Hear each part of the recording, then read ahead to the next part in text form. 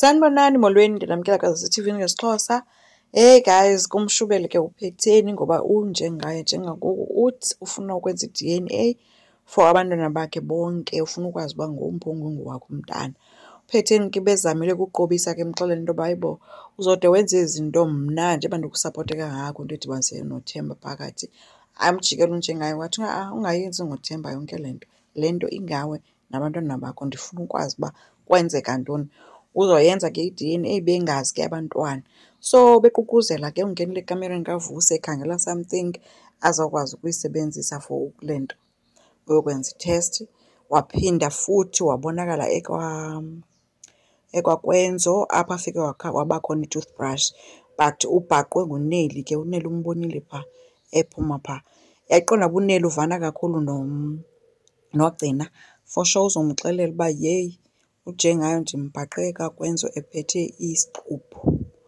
Lapho ke uGcina uzoba newari ke ngoku into yoba nyhani izinto zizovela, and yena uGcina kwelakhe icala u-worried ke ngoba kaloku uthi kundoda yakhe, asikwazi ube sihleli apha ngoba umtata wakho uyamazi uba umthanda kangakanani uKwenzo, wena uzawushiyeka ungafumani kwanto kwilifa lakhe. So ke phusha ke uVusi into yoba makamabheke kunjengaye umbuze uba umsitho wakhona uzofumana ntoni yena kwilifa lakhe. But unjengaye uvele wamkhawulezisa kuVusi esathi uzokumncokolisa, wambhekisa le.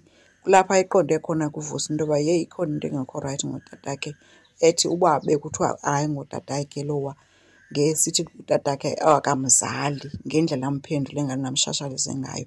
But ke unjengaye bemshashalaza because yena ebibaleka le nto uba efike eserumini embuza uba uzofunani phaa, wathi omnye ndikhangela isheti yam iblue ethintini.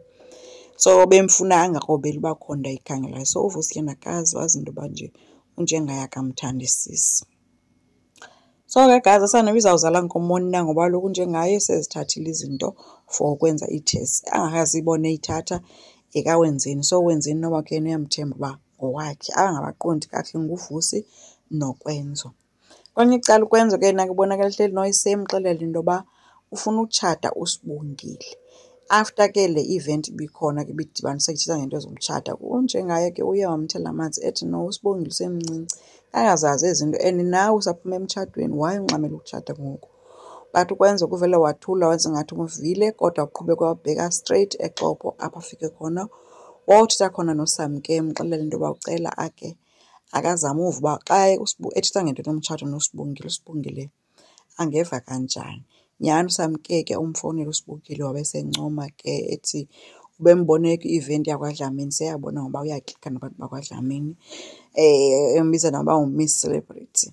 Hayi ke uSibongile ke wabe sesithi hayi barayithi, wabe sesithi omnye ke heyi khona into yeni noKwenzo ndicinga uba mna seyikude kakhulu, xa inothi ucela umtshato ungatsini. uSibongile akha uthe angavuma guys, akana-problem angatshata noKwenzo.